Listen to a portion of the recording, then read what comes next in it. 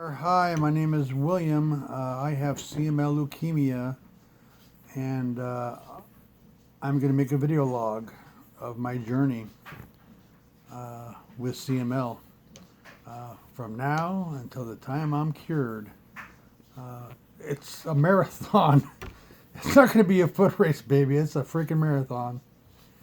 And matter of fact, this is 2023, and this is like going to be my worst year of my life. I thought like the pandemic was bad. Jesus Christ. What a crap show this year's been so far for me, and what's going to be the rest of the year fighting through this. CML leukemia is cystic myeloid leukemia. At least I think that's the proper thing to say, myeloid. Uh, Basically, if you have CML leukemia too, what's happened to us is our white blood cells, the lymphoids, the immature white blood cells, uh, all of a sudden this chromosome, the Philadelphia chromosome, that's in our DNA, and we were born with it. We didn't inherit this from anybody. We were just born with it. This is not a family trait.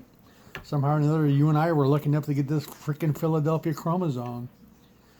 And basically what it did is it was just like a time clock in us, and it just all of a sudden said, okay, boop, let's start doing all these immature white blood cells. Let's get them into that bloodstream. Let's go. Here we go. Here we go. White blood cells, immature white blood cells.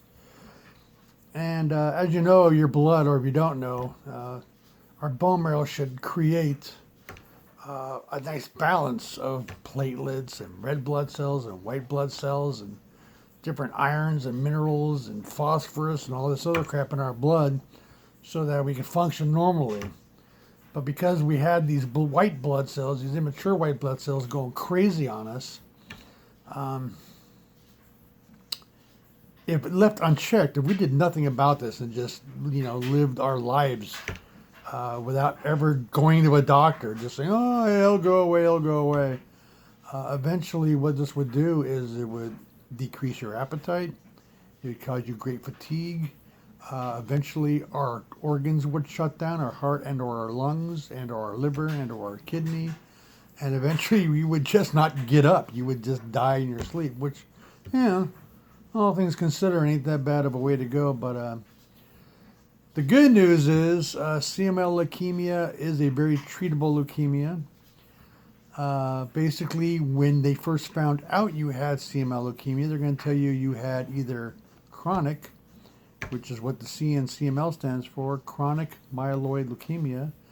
So you're either chronic, which just means you got this condition and it's just there, and unless we do something about it, you're going to have this condition. You may have presented in the accelerated phase, which means, hey, you got it, and it's starting to move along pretty big here. We better start doing something about it.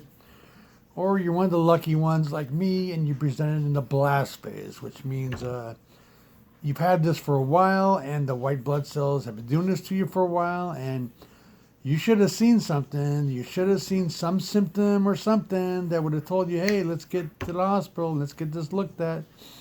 And it just didn't dawn on you. You didn't realize it, and there's really not anything I found that shows a list of symptoms leading up to, CML leukemia or diagnosis of CML. I have seen something about nosebleeds, and I did have nosebleeds from time to time, so maybe that's my bad.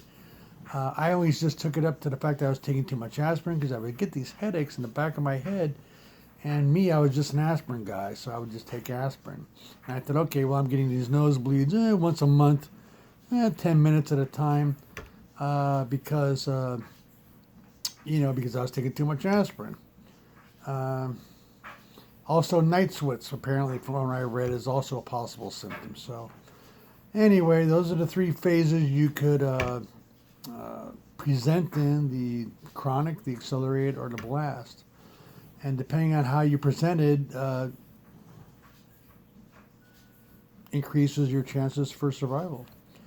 Really, so if they catch it early, hey, piece of cake, you're going to get through this no problem. They catch it a little bit later, a little more dicey, the odds get a little stacked against you. Even though I present in the chronic phase, I think I'm in pretty good shape physically. So I think emotionally I'll be strong through this. I got a good support system, and hopefully you do too. And we're going to make these videos so you can follow me on my journey. And so I'll have someone to talk to too.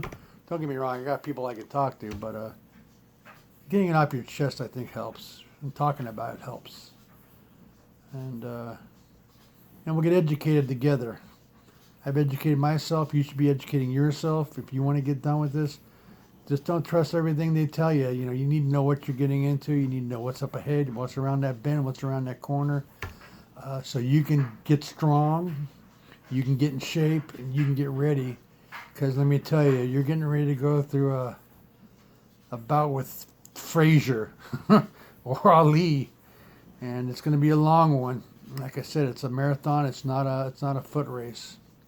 It's not a dash. And this is going to be a really rough year for us.